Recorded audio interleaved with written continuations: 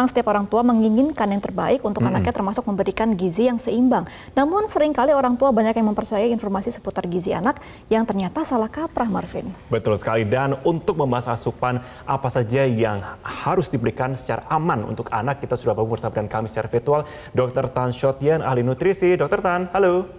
Selamat siang. Hai Marvin, apa kabar?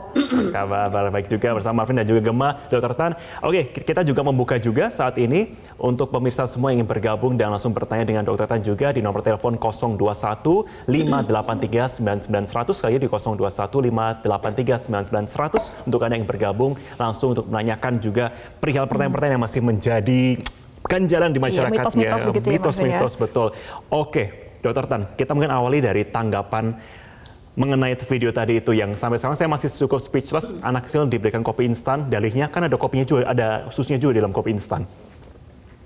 Ya, jadi setelah ditelusuri ternyata TikTok itu viral. Sebetulnya itu kita semua secara nasional di prank. Itu namanya prank nasional.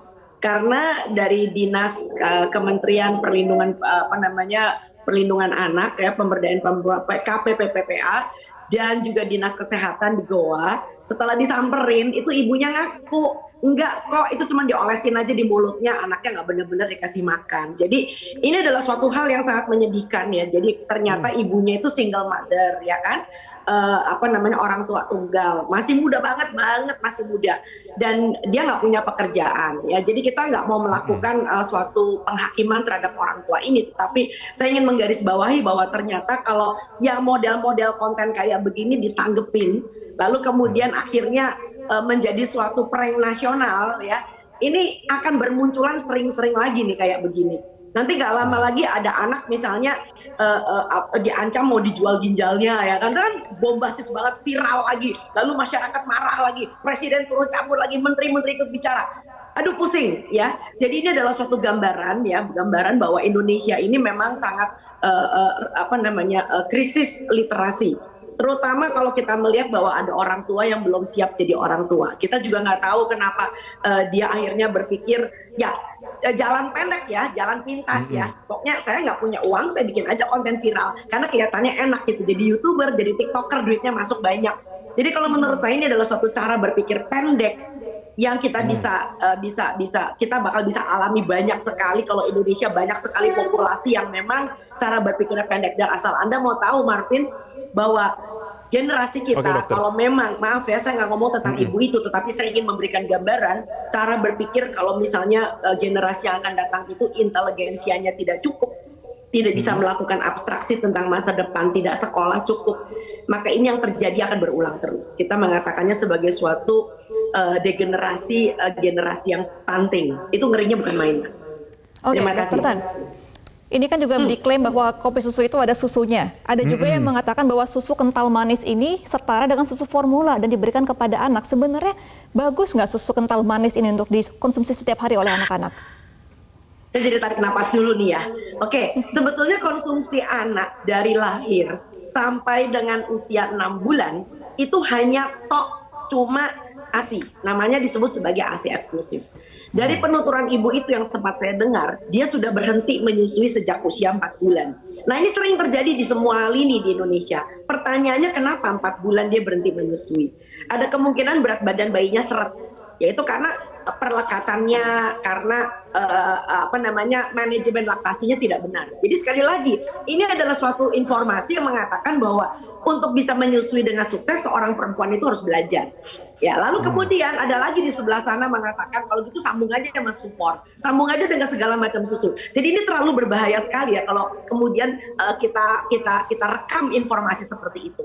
Ya, dan justru ASI itu harus masih bisa diteruskan sampai dengan usia 2 tahun atau lebih malahan.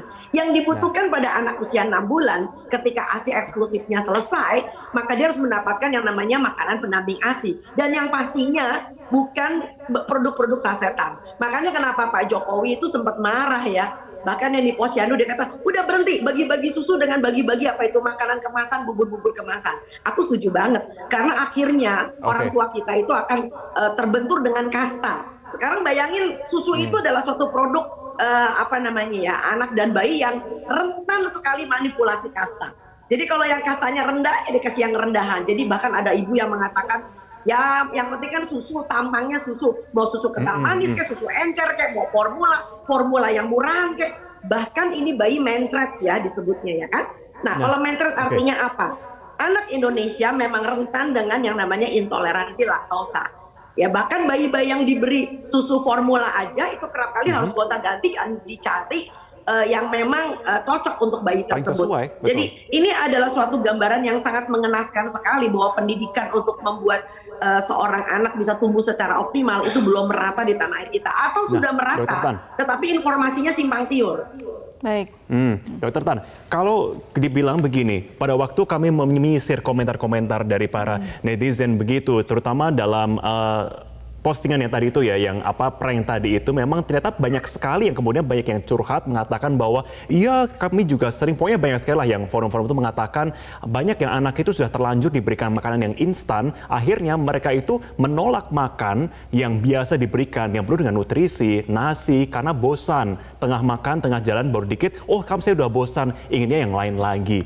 Nah haruskah itu semua dituruti untuk sang anak, atau memang kita harus memilih jalan lain untuk bisa meyakinkan bahwa ini makanan ini paling bagus buat kamu loh, paling bergizi loh?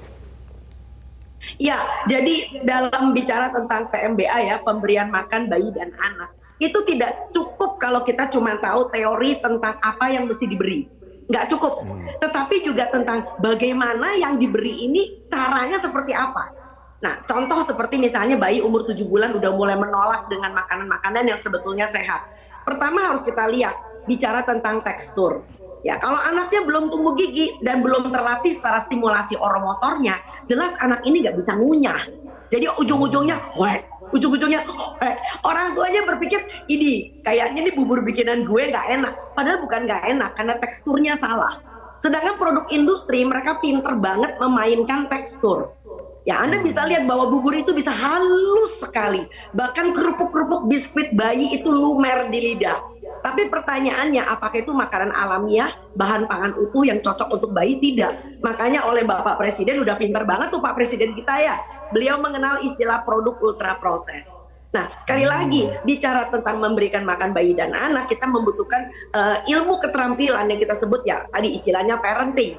Bahwa bayi itu adalah organisme yang tumbuh. Nggak bisa cuma mangap suap telan.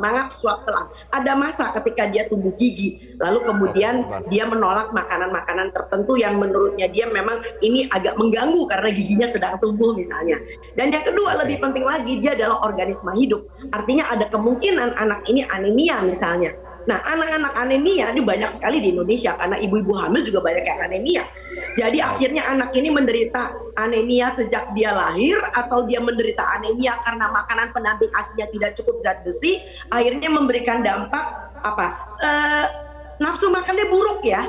Nah, kalau nafsu makannya buruk, orang tuanya berpikir sekali lagi makanannya nggak enak. Jadi yang diubuk-ubuk adalah makanannya, sementara anaknya ini tidak dipahami sebagai seorang anak.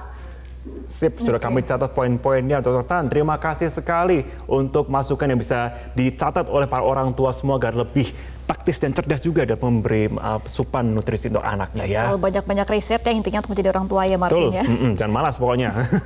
Oke, terima kasih Dr. Sonia untuk informasinya dan juga berbaginya.